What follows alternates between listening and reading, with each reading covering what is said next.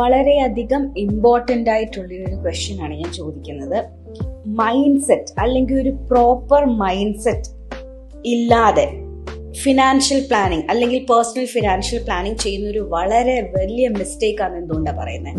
It is like winning the battle losing the war.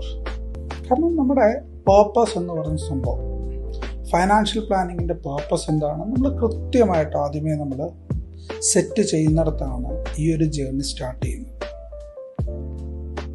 കാരണം നമ്മൾ ഇതൊരു പ്രോസസ്സാണ്. ഇത് ഇപ്പം ചെയ്തു അല്ലെ അടുത്ത ദിവസം നിർത്തുക എന്നല്ല. It's a process.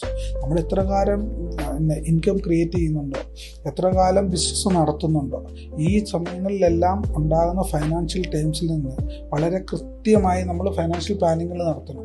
So it's a process, ഒരു ലോങ് ജേർണിയാണ്. അതുകൊണ്ട് തന്നെ നമുക്ക് right mindset is very important.